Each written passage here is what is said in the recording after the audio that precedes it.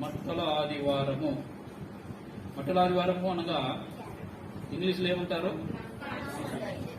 ఏమి? Palm Sunday. Palm Sunday అంటారు. కాబట్టి ఈ రోజు నుండి హోలీ వీక్ స్టార్ట్ అవుతుంది.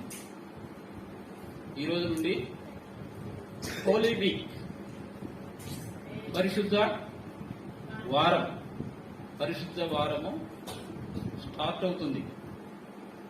పరిశుద్ధ వారం స్టార్ట్ అయితే ఏం చేయాలి? పరిశుద్ధ వారంలో ఏం చేయాలి? వారం పేరే పరిశుద్ధ వారము. ఈ పరిశుద్ధ వారములో ప్రజలందరూ ఏ విధంగా ఉండాలా? ఎలా ఉండాలంటే పరిశుద్ధముగా ఉండాలి. ఈ మట్టల ఆదివారం కన్నా ముందు రోజున ఏమంటారు? మట్టల ఆదివారం కన్నా ముందు రోజున ఏమంటారు? నిన్నది ఏమైంది? నిన్న ఏం వారం? శనివారం. ఈ శనివారాన్ని దానికి ఒక పేరుంది. ఏం పేరంటే లాజరస్ సాటర్డే. లాజరు శనివారం. లాజరు శనివారం అని ఎందుకన్నారంటే యేసు ప్రభు లాజరు గారి ఇంటిలో మరి బస చేసి భోజనం చేసినప్పుడు అందరూ కూడా లాజరు కూడా చంపాలని యోచించినారు. చనిపోయి తిరిగి లేచినటువంటి లాజరును కూడా చంపాలని యోచించినారు ప్రజలంటే ఆయనకు వ్యతిరేకంగా ఉన్నటువంటి వారు. కాబట్టి ఇంకొకటి కూడా ఉంది, ప్రిపరేషన్ సాటర్డే అంటారు. లాజరస్ సాటర్డే మరియు ప్రిపరేషన్ సాటర్డే. దేనికి ప్రిపరేషన్ అంటే ఇప్పుడు మన సన్నీ సామేలు ఏం చేసినారు?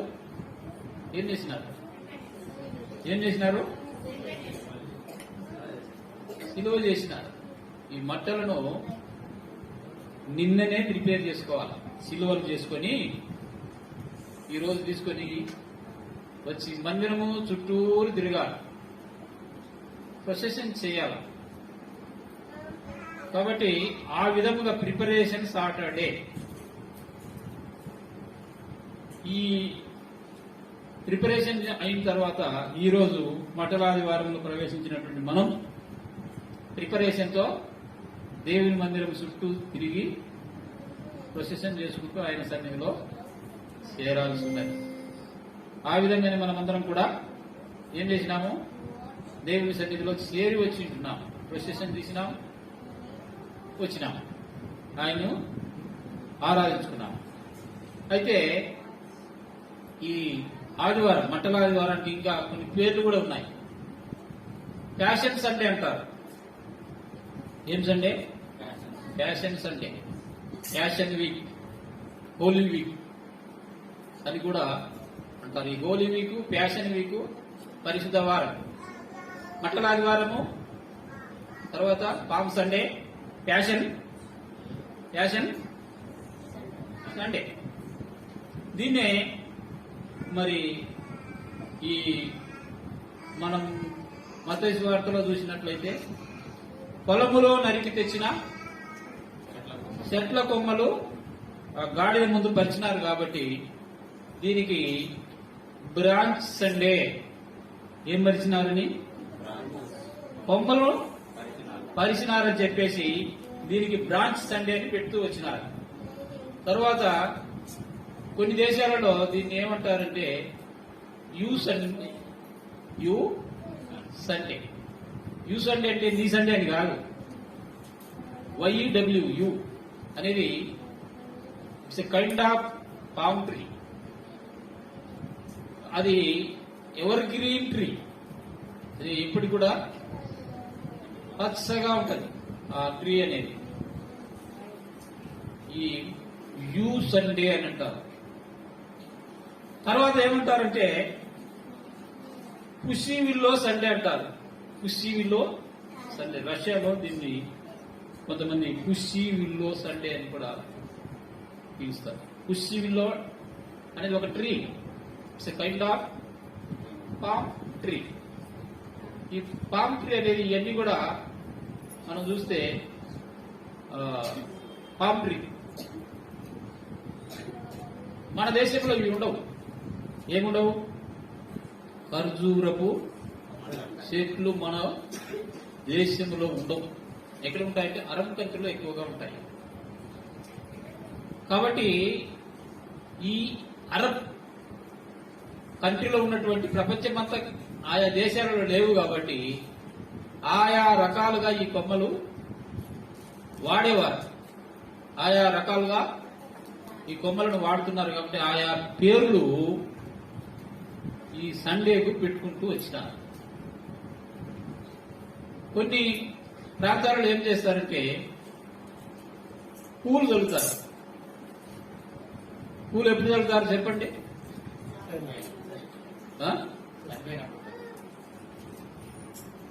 చెప్పు. పూలు చల్లటం, పూలు బంతి పూలు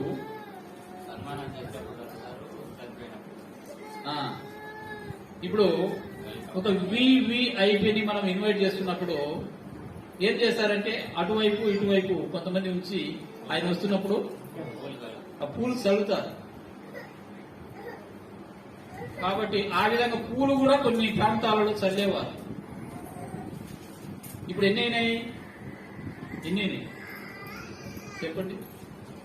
ఒకటేమో మంటలాదివారము, రెండవదేమో పామ్ సండే, మూడవదేమో ప్యాషన్ సండే, నాలుగవదేమో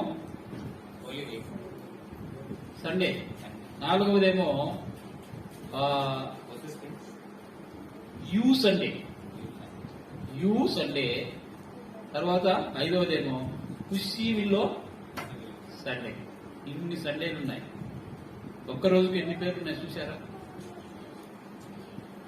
సరే, ఏది ఏమైనా ప్రియులారా, ఇక్కడ మనం చదువుకున్నటువంటి లేఖన భాగములలోనికి వచ్చినట్లయితే ఇక్కడ మొదటి వచనం చదవండి. వారు యెరూషలేమునకు సమీపించి ఒలీవల కొండ దగ్గరనున్న బేత్ఫగే, బేతనియా అను గ్రామములకు వచ్చినప్పుడు ఇక్కడ రెండు గ్రామాలు మెన్షన్ చేసినారు. మొదటిదేంటి? బేత్ఫగే. ఎక్కడున్నాయంటే ఇవి మనం ఆరాధన వర్తమానంలో చూసుకున్నాం. ఎక్కడున్నాయి ఇవి? యెరూషలేము కొండకు తూర్పు దిక్కున ఉన్నాయి గ్రామాలు కదా. కాబట్టి ఆ ఒలీవల కొండకు లేదా యెరూషలేము కొండకు తూర్పు దిక్కున ఉన్నటువంటి ఈ గ్రామంలో మొదటి గ్రామం పేరు చూస్తే బేత్ఫగే అంటే ఫ్రూట్లెస్. బేత్ఫగే అంటే ఫ్రూట్లెస్.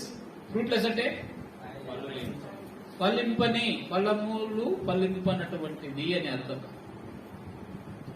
రెండవదేమో బేతనియా. బేతనియా అంటే పావర్టీ అని అర్థం. అంటే దరిద్రతతో కూడుకున్నటువంటి ప్రాంతం. ఈ విధంగా ఈ రెండు గ్రామాలకు యేసు ప్రభు వారు వచ్చినప్పుడు ఇద్దరు శిష్యులను పిలిచి ఏం చేసినాడు? మీ ఎదుటనున్న గ్రామమునకు వెళ్ళుడి. మీ ఎదుటనున్న గ్రామమునకు వెళ్ళుడి. అందులో మీరు వెళ్ళగానే కట్టబడి ఉన్న గాడిద పిల్ల కనబడును. మన మత్తయి సువార్తలో చూస్తే రెండు కనిపిస్తాయి. మత్తయి సువార్తలో చూస్తే రెండు కనిపిస్తాయి. గాడిద పిల్ల అని కనిపిస్తాయి.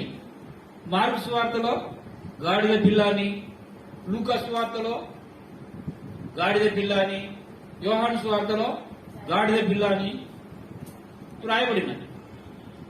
ఎందుకు వేరియేషన్ అనేది మనం చూసినట్లయితే మరి జకర్యా గ్రంథము 9:9 మనం చూస్తే ఏమున్నది? గాడిద. చూడండి జకర్యా 9:9. సియోను వాసులారా బహుగా సంతోషించుడి, సియోను నివాసులారా బహుగా సంతోషించుడి, బహుగా సంతోషించుడి, యెరూషలేము నివాసులారా యెరూషలేము నివాసులారా ఉల్లాసంగా ఉండుడి. ఉల్లాసముగా ఉండుడి. నీ రాజు నీతిపరుడును ఆ, రక్షణ గలవాడును ఉమ్, దీనుడునై ఆ. గాడిదను గాడిదను గాడిద గాడిద పిల్లను ఎక్కి నీ యొద్దకు వచ్చుతున్నాడు. This is a prophecy given by Zechariah before Jesus Christ about 500 years. యేసు ప్రభు ఈ లోకానికి రాకన్నా ముందు 500 సంవత్సరాల క్రితము జకరియా గారు ప్రవచించినటువంటి ప్రవచనం ఇది. ఆ ప్రవచన నెరవేర్పుగా మత్తయి సువార్తలో సేమ్ యాజ్ ఇట్ ఈజ్ గా వ్రాయబడినది. నీ రాజు నీతిపరుడు, రక్షణ గలవాడు, దీనుడై గాడిదను గాడిద పిల్లనెక్కి వచ్చుతున్నాడు. కాబట్టి ఇక్కడ ఆ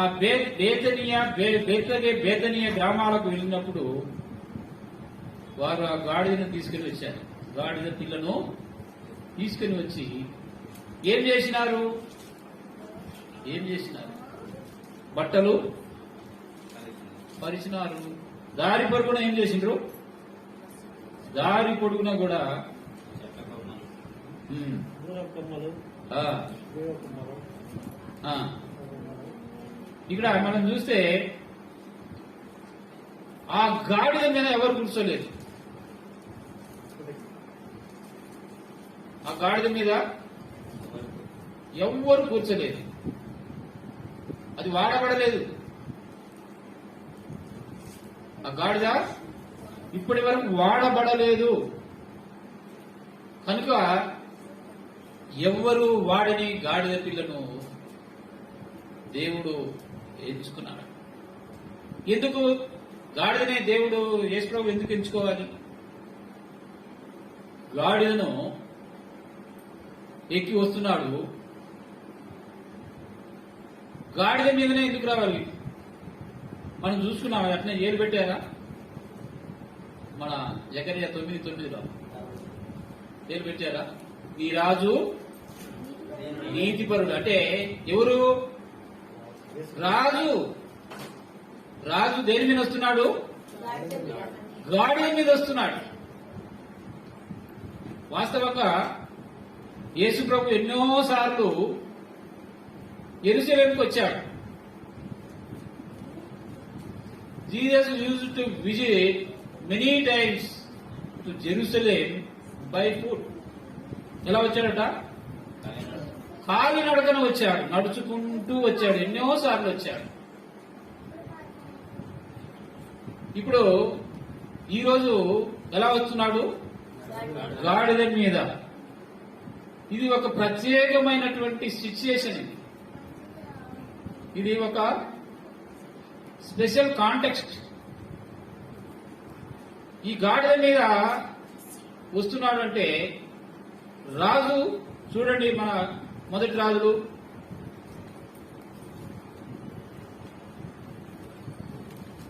1:33 చూడండి. రాజు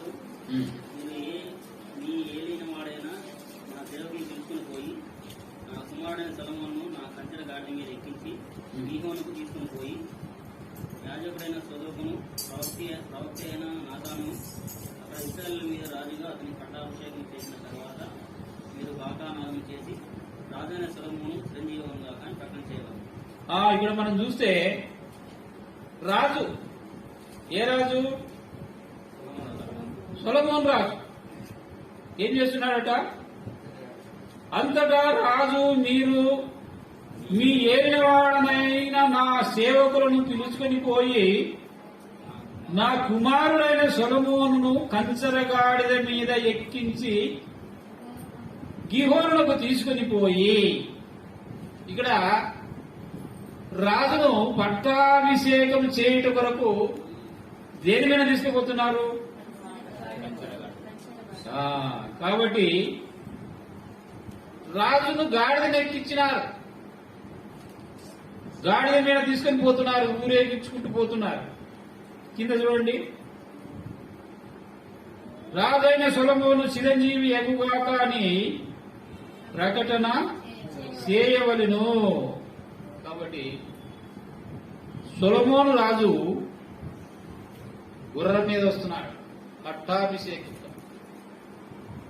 యేసురాజు ఎలా వస్తున్నాడు? యేసురాజు కూడా గాడిద మీద వస్తున్నాడు.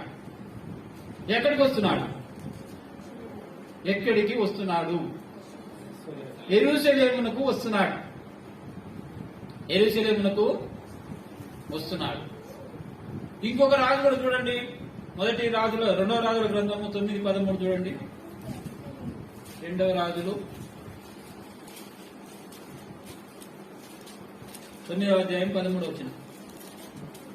అంతటా వారు అతి వేగంగా తమ తమ వస్త్రములను పట్టుకొని మెట్ల మీద అతని కింద పరిచి బాకా ఊదించి యెహూ రాజై ఉన్నాడని చాటించారు.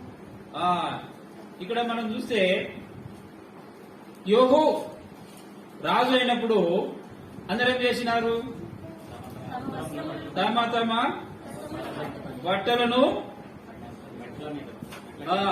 అంతటా వారు అతి వేగిరముగా తమ వస్త్రములను పట్టుకొని మెట్ల మీద అతని కింద పరచి బాకా ఊదించి యెహూ రాజై ఉన్నాడు.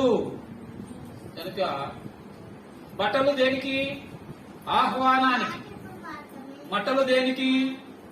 ఆహ్వానానికి పరుస్తూ వచ్చినారు. కొమ్మలు అన్ని కూడా దారి పొడుగున బట్టలు పరుస్తున్నారు, కొమ్మలు పరుస్తున్నారు. ఆ విధంగా మరి ఖర్జూరపు మట్టలు పట్టుకొని ఏం చేస్తున్నారు? జయము, సర్వోన్నతుడైన స్థలములలో జయము, ప్రభు పేరట వచ్చువాడు స్తుతింపబడును గాక, వచ్చుచున్న మన తండ్రి అయిన దావీదు రాజ్యము స్తుతింపబడును గాక అని దేవుని స్తుతిస్తున్నారు, ప్రొసెషన్ చేసినారు. కాబట్టి వీళ్ళు, ఈ ప్రజలు మరి ఎందుకు ఈ విధంగా ప్రొసెషన్ చేయాల్సి వచ్చింది అంటే, వాళ్ళు ఏమనుకున్నారంటే వచ్చుచున్నవాడు రాజు, ఆయన ఎలాంటి వాడు? నీతిపరుడు, తర్వాత రక్షణ గలవాడు, రక్షణనిచ్చేవాడు. ఇప్పటిదాకా వాళ్లకు యెరూషలేములో ఉన్నటువంటి ఈ యూదులకు రక్షణ లేదు. ఎలా ఉన్నారు అంటే, ఐగుప్తులో ఇశ్రాయేలు ప్రజలు ఏ విధంగా బానిస జీవితము జీవిస్తూ స్వేచ్ఛ వాతావరణం లేక ఉన్నారో వారికి విడుదల కలిగింది. మోసే రావటం వలన వారికి విడుదల కలిగింది. ఇప్పుడు ఇక్కడ యెరూషలేములో ఉన్నటువంటి యూదా జనాంగము రక్షణ లేదు. వాళ్ళు కూడా రోమీయుల కింద, రోమా ప్రభుత్వం కింద వాళ్ళు బానిసలుగా ఉంటున్నారు. వాళ్ళకు రక్షణ లేదు, విడుదల లేదు. అందువలన వీరికి ఇప్పుడు సంతోషం కలిగింది, ఉత్సాహం కలిగింది, ఉల్లసించుతున్నారు. ఎందుకంటే వచ్చుచున్న రాజు మమ్ములను రక్షిస్తాడు. కాబట్టి ఆయన మనం అందరం కూడా ఊరేగింపుగా తీసుకుని వద్దామని చెప్పేసి ప్రజలందరూ కూడా ఆయన్ను ఊరేగింపుతో తీసుకుని వస్తున్నారు. ఏమని ఊరేగిస్తున్నారు? ప్రభు పేరిట వచ్చేవాడు స్తుతింపబడును గాక, సర్వోన్నతమైన స్థలములలో జయము కలుగును గాక అని. అది చూసినటువంటి కొందరు శాస్త్రులు పరిసయ్యులు ఏం చేసినారంటే, మీరెందుకు ఈ విధంగా చేస్తున్నారు, ఈ సంతోష గానం, సంతోష ఉత్సాహం ఎందుకు వీళ్ళు చేస్తున్నారు అని ఆయన ప్రశ్నించినప్పుడు, వీరు మానుకుంటే ఈ రాళ్ళు కేకలు వేస్తాయి, ఈ రాళ్ళు నన్ను స్తుతిస్తాయి అన్నారు. చూశారా ప్రియులారా? మనం చూసినట్లయితే మొదటిగా చూస్తే మనము దరిద్రతలోనూ ఫలములు లేనటువంటి జీవితం జీవిస్తున్నటువంటి మనకు దేవుడు విడుదల కలుగజేసినాడు, రక్షణ కలుగజేసినాడు, మనం రక్షించబడ్డాము. ఆయన సాత్వికుడు, ఈ రాజు సాత్వికుడు, దీనుడు కాబట్టి పిలుస్తున్నాడు ఆయన. మత్తయి సువార్త 11వ అధ్యాయము 29వ వచనం. మత్తయి సువార్త 11వ అధ్యాయము 20. నేను సాత్వికుడను, దీన మనస్సు గలవాడను గనుక మీ మీద నా కాడి ఎత్తుకొని నా యొద్ద నేర్చుకొనుడి. కాబట్టి ఏమంటున్నాడు? నేను సాత్వికుడను, దీన మనస్సు గలవాడను. ఇప్పుడు ఈ రాజు ఎరుసలేముకు పోతున్నాడు. మామూలుగా అయితే గుర్రాల మీద వెళ్ళాలి కదా రాజులు. రాజు గుర్రం ఎక్కినాడంటే అర్థం ఏంటి తెలుసా?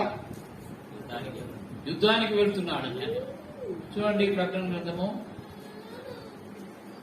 19వ అధ్యాయము 11వ వచనం చూడండి. 19:11. మరియు పరలోకము తెరవబడిట చూచితిని. అప్పుడు ఇదిగో తెల్లని గుర్రం ఒకటి కనబడెను.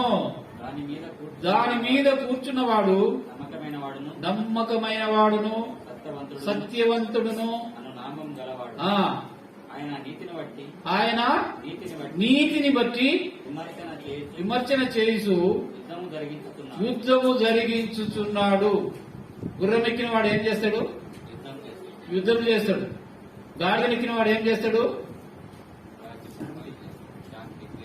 సమాధానం, ప్రజలకు సమాధానం, దీనత్వము కలుగజేయడం కొరకు ఆయన గాడిదనెక్కినాడు. యెషయా గ్రంథం 9:6 మనం చూస్తాం. చూడండి, యెషయా గ్రంథము 9:6. ఏలైనగా మనకు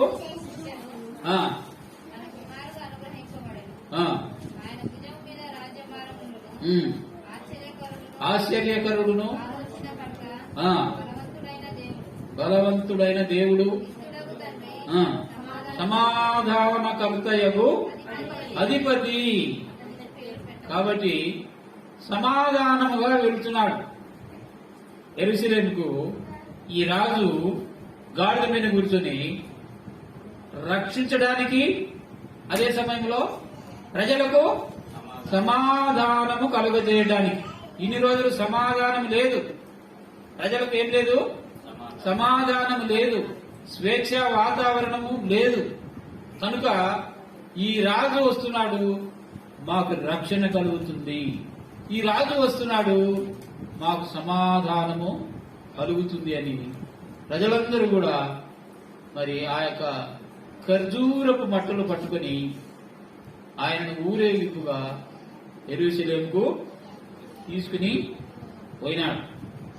కాబట్టి యెరూషలేముకు వెళ్ళినటువంటి తరువాత అక్కడ ఏం జరిగింది అనేది మనం చూసినట్లయితే ఏం జరిగింది? లూకా సువార్త చూడండి 19వ అధ్యాయంలో.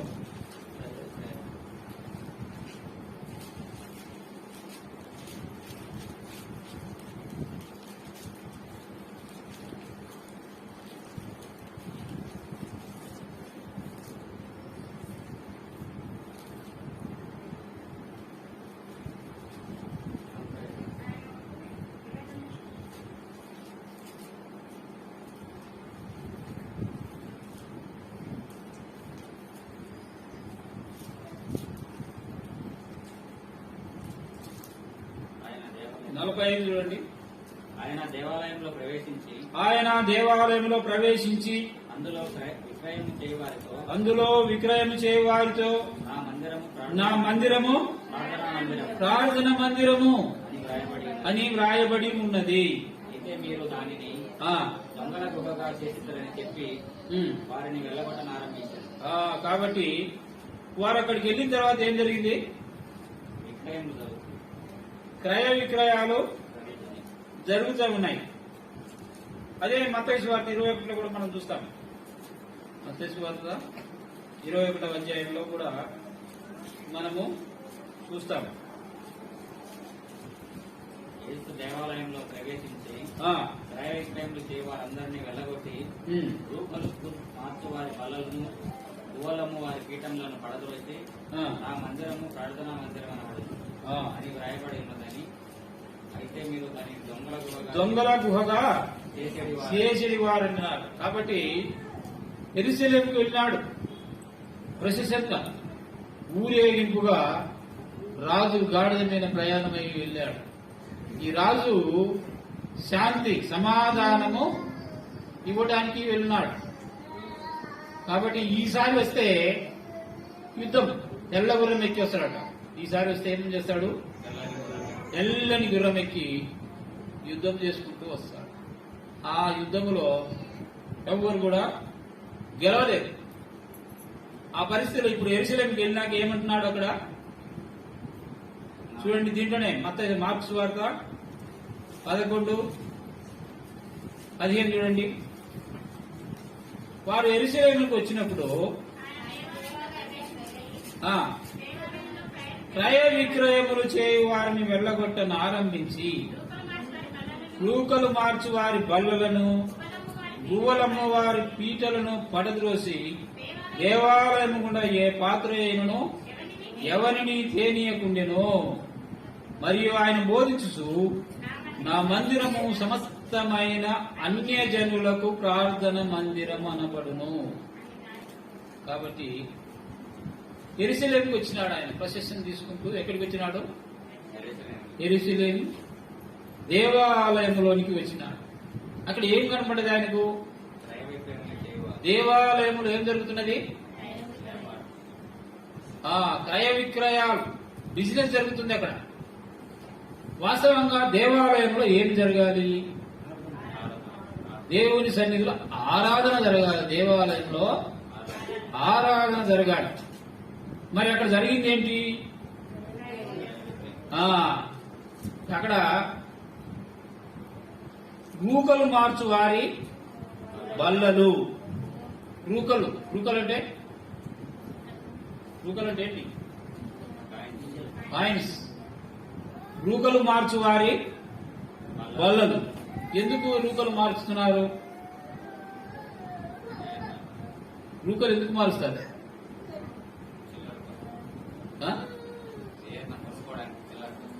చిల్లర కొరకు. రూకలు చిల్లర కొరకు, కొనుక్కోవడానికి కాదు. నువ్వు 100 రూపాయలు ఇచ్చినా నీకు చిల్లర ఇస్తాడు కదా, షాప్ ఓనర్ ఇస్తాడు కదా.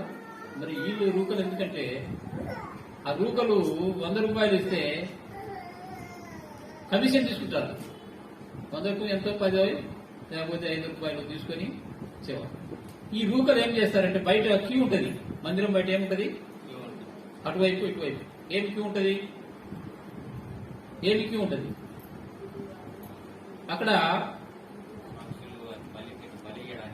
అక్కడ క్యూ అంటే ఏంటంటే అడుక్కునే వాళ్ళు ఉంటారు బయట. వాళ్ళకు చాలా ఒక రూక వేసుకుంటూ పోవడం కొరకు వీళ్ళు రూకలు మార్చుకునేవారు కదా.